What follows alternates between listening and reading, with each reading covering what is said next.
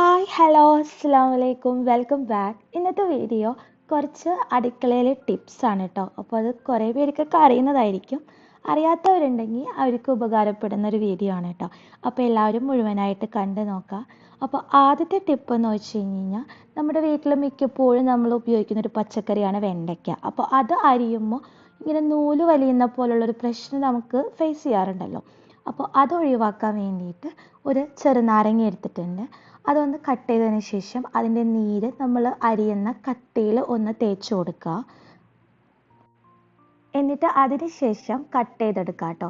അപ്പോൾ നമുക്ക് ഈ നൂല് വലിയുന്ന ആ പ്രശ്നം ഒഴിവാക്കാൻ പറ്റും. ഇടയ്ക്കിടയ്ക്ക് ആ ചെറുനാരങ്ങ നീര് ഒന്ന് അപ്ലൈ ചെയ്തിട്ട് അരിയാൻ ശ്രമിക്കുക കേട്ടോ. അപ്പോൾ ഒട്ടും തന്നെ നൂല് വലിയാണ്ട് നല്ല വിട്ട് തന്നെ ഒരു കുഴമ്പ് പരുവത്തിലല്ലാണ്ട് നമുക്ക് കിട്ടുന്നതാണ്. അപ്പോൾ തോരൻ വെക്കുകയാണെങ്കിലും തന്നെ നമുക്ക് നല്ല അടിപൊളിയായിട്ട് തന്നെ നമുക്ക് ചെയ്തെടുക്കാം. നൂല് വലിയുന്ന പ്രശ്നം ഒഴിവാക്കാം കേട്ടോ. പിന്നീട് രണ്ടാമത്തെ ടിപ്പ് എന്ന് വെച്ച് കഴിഞ്ഞാൽ, നമുക്ക് വേഗം തന്നെ തേങ്ങയൊക്കെ സെപ്പറേറ്റ് ചെയ്തെടുക്കാം. അതിന് വേണ്ടിയിട്ട് നല്ല ചൂടുള്ള വെള്ളത്തിലേക്ക് ഒരു 10 മിനിറ്റ് ആ തേങ്ങ ഒന്നിങ്ങനെ മുക്കി വെച്ചേക്കാം.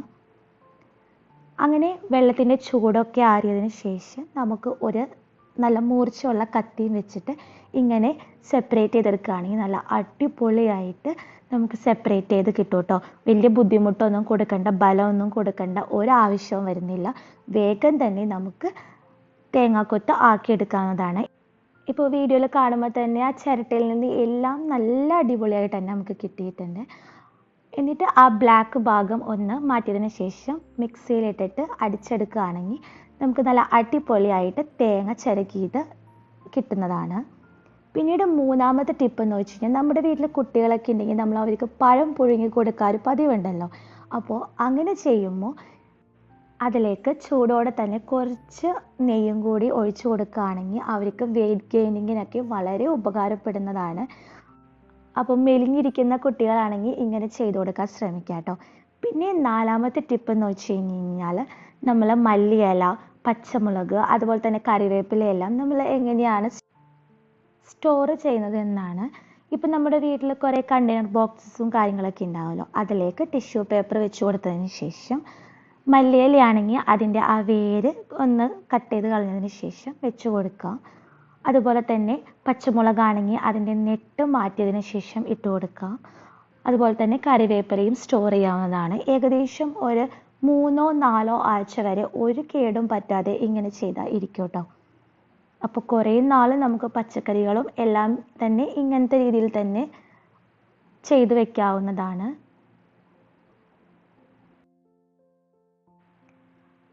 ഇങ്ങനെ സ്റ്റോർ ചെയ്യുകയാണെങ്കിൽ നമുക്ക് അധികം തന്നെ കേടായി പോവാതെ കുറേ നാൾ നമുക്ക് ഉപയോഗിക്കാൻ പറ്റും കേട്ടോ.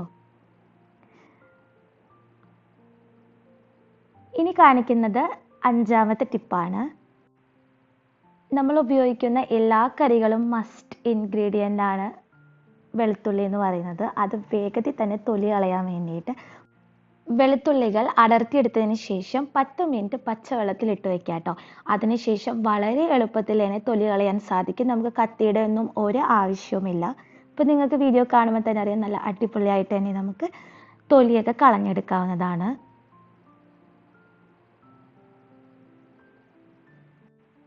വീട്ടിലൊക്കെ ഒരുപാട് ആവശ്യമുള്ള സമയത്ത് ഇങ്ങനെ ചെയ്തെടുക്കുകയാണെങ്കിൽ വളരെ എളുപ്പത്തിൽ തന്നെ ശരിയാവും കേട്ടോ. അടുത്തത് കാണിക്കുന്നത് ആറാമത്തെ ടിപ്പാണ്. അത് ടിപ്പെന്ന് പറയാൻ പറ്റില്ല, ഞാനൊരു ഇൻസ്റ്റഗ്രാമിൽ ഒരു റീല് കണ്ടതാണ്. നമ്മൾ പാലൊക്കെ തിളപ്പിക്കുന്ന സമയത്ത് ഇങ്ങനെ മുകളിൽ ഒരു തവി വെച്ച് കൊടുക്കുകയാണെങ്കിൽ അത് ഇങ്ങനെ പുറത്തേക്ക് തിളച്ച് പോകില്ല എന്നുള്ള ഒരു വീഡിയോ കണ്ടായിരുന്നു കേട്ടോ. അപ്പോൾ അതൊന്ന് ട്രൈ ചെയ്ത് നോക്കിയതാണ്. അപ്പോൾ അത് വർക്കായില്ല കേട്ടോ. നമ്മൾ അതിനകത്ത് കാണുന്നത് പോലെ ഒന്നും ശരിയായില്ലായിരുന്നു. പാല് തിളച്ച് പുറത്തേക്കൊക്കെ പോയിരുന്നു. അപ്പോൾ ആ ഒരു ഹാക്ക് എന്ന് പറയുന്നത് നുണയായിരുന്നു കേട്ടോ. അത് ശരിയാവുന്നുണ്ടായിരുന്നില്ല. അപ്പോൾ അതാരും ഇനി ട്രൈ ചെയ്ത് നോക്കേണ്ട ആവശ്യമൊന്നുമില്ല. ഇനി കാണിക്കുന്നത് ലാസ്റ്റത്തെ ടിപ്പാണ് കേട്ടോ. നമ്മൾ കുക്കറിലൊക്കെ അരി വെക്കുമ്പോൾ എപ്പോഴും ഇങ്ങനെ കുഴഞ്ഞു പോവാറ് പതിവുണ്ടല്ലോ. പായസം പോലെയൊക്കെ ഇരിക്കാറുണ്ട് ചില സമയത്ത്. അപ്പോൾ അങ്ങനെയൊന്നും ഇല്ലാതെ നമ്മൾ അടുപ്പത്തൊക്കെ വെക്കുന്ന പോലെ എങ്ങനെ ഉണ്ടാക്കുകയെന്ന് നോക്കുക. അതിനായിട്ട് ഞാൻ ജയരിയാണ് എടുത്തിരിക്കുന്നത്. അത് കുക്കറിലേക്ക് ഇട്ട് കൊടുത്തിട്ട് നന്നായിട്ടൊന്ന് കഴുകിയെടുത്തിട്ട് ആവശ്യത്തിനുള്ള വെള്ളവും വെച്ച് ഒരു വിസിൽ കേൾപ്പിക്കുന്നുണ്ട്. അപ്പോൾ നിങ്ങളുടെ അരിയുടെ ഏതാണോ വേവ് അതനുസരിച്ച് വേവിച്ചെടുക്കുക. എന്നിട്ട് വിസിലൊക്കെ നന്നായി പോയതിന് ശേഷം നമുക്കത് തുറന്നതിന് ശേഷം വെന്തിട്ടുണ്ടോ എന്ന് നോക്കാം കേട്ടോ. അപ്പോൾ ഒരു വിസിൽ കേൾക്കുമ്പോൾ നിങ്ങൾക്ക് കറക്റ്റായിട്ട് വെന്ത് കിട്ടാറുണ്ട്. എന്നിട്ട് ആ കുക്കറിലുള്ളത് ഒരു കലത്തിലേക്ക് മാറ്റി കൊടുക്കാം. എന്നിട്ട് അതിലേക്ക് കുറച്ച് പച്ചവെള്ളവും കൂടി ചേർത്ത് കൊടുത്തതിന് ശേഷം ആവശ്യത്തിനുള്ള ഉപ്പ് ചേർക്കുന്നവർക്ക് ഉപ്പ് ചേർക്കാം. എന്നിട്ട് സ്റ്റൗവിൽ വെച്ചിട്ട് നന്നായിട്ടൊന്ന് തിളപ്പിച്ചെടുക്കാം. ആ തിളപ്പിച്ചതിന് ശേഷം നമുക്ക് ആ കുക്കറിൽ തന്നെ വെച്ച് ഒന്ന് ഊറ്റിയെടുക്കാവുന്നതാണ് കേട്ടോ. അപ്പോൾ ഇങ്ങനെ ചെയ്യുമ്പോൾ നല്ല വിട്ട് നല്ല അടിപൊളി ചോറായിട്ട് കിട്ടും. അപ്പോൾ അറിയാത്തവരുണ്ടെങ്കിൽ ഈ ടിപ്സും കാര്യങ്ങളൊക്കെ ഉപയോഗിക്കുക. അപ്പോൾ നിങ്ങൾക്ക് വീഡിയോയിൽ കാണുമ്പോൾ തന്നെ അറിയാം, നല്ല ചോറ് അടുപ്പത്തൊക്കെ വെച്ച പോലെ തന്നെ കിട്ടിയിട്ടുണ്ട്. ഒരു കട്ട കൂടലും ഉണ്ടായിട്ടില്ല. അപ്പോൾ എല്ലാവർക്കും വീഡിയോസൊക്കെ ഇഷ്ടമായി എന്ന് കരുതുന്നു. ഇഷ്ടമായാൽ ലൈക്ക് ചെയ്യുക, ഷെയർ ചെയ്യുക, സബ്സ്ക്രൈബ് ആക്കുക. അറിയാത്തവർക്ക് ഉണ്ടെങ്കിൽ ഈ വീഡിയോ എന്തായാലും ഉപകാരമായിരിക്കും. അപ്പോൾ ഇൻഷാ അല്ലാ ഇതുപോലുള്ള വീഡിയോസും കാര്യങ്ങളൊക്കെ ആയിട്ട് കാണുന്നത് വരെ താങ്ക് യു, ബൈ.